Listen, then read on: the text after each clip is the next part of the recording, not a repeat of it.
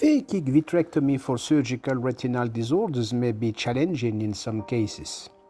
Let me share the case of this 39-year-old woman. She presents a retinal detachment with a 130 degrees giant retinal tear. For the surgery, since the lens is crystalline, BSS Plus is used and all scleral ports are positioned 4.5 millimeters behind the surgical limbus. Under mercury vapor chandelier illumination, the surgery starts with a core and peripheral vitrectomy.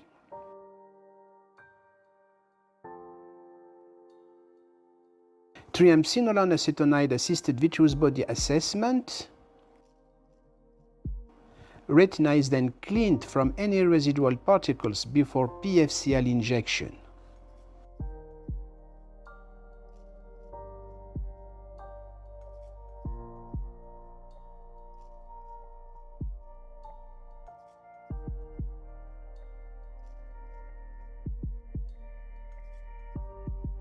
Retina is then settled with heavy liquid.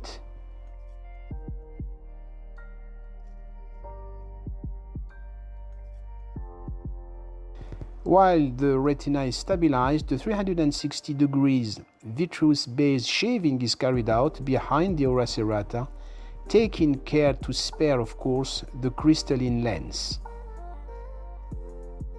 For this purpose, both hands are used. The vitreous probe needs to stay behind the ora serrata, otherwise it can hit the lens. According to my humble experience, the operative incident most often occurs with the dominant hand. I am right-handed and you can see me now shaving the vitreous base with my left hand just behind the temporal trocar.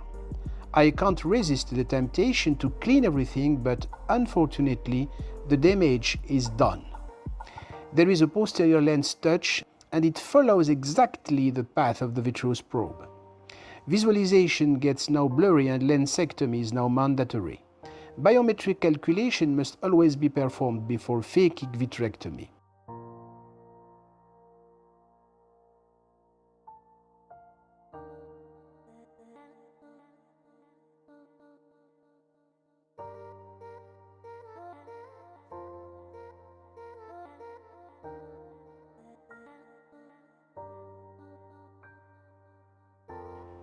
Once the IOL is inserted in the capsular bag, the clear corneal incision wound is sutured with nylon and the surgery can now continue.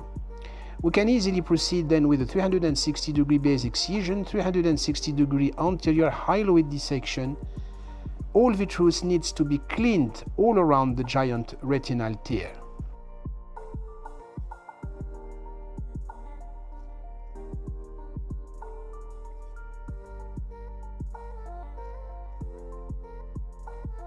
Once the vitrectomy has been achieved and the anterior flap of the giant retinal tear trimmed, endocautery is used to mark the posterior border of the 130 degrees tear.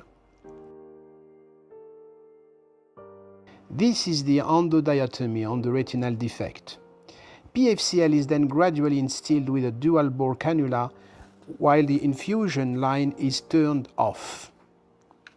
PFCL air exchange, laser retinopexy around the giant retinal tear in 360 degrees. There is no PVR here. This patient is quite young. That's why a short-acting gas tamponade is enough in this case and no silicone oil. 3 months after this procedure, best corrected visual acuity is 5/10. Take-home message: for phakic vitrectomy, biometry must be systematically carried out before the surgery. Control your non-dominant hand as best as possible because the danger most often comes from there during peripheral vitrectomy. Thanks for watching.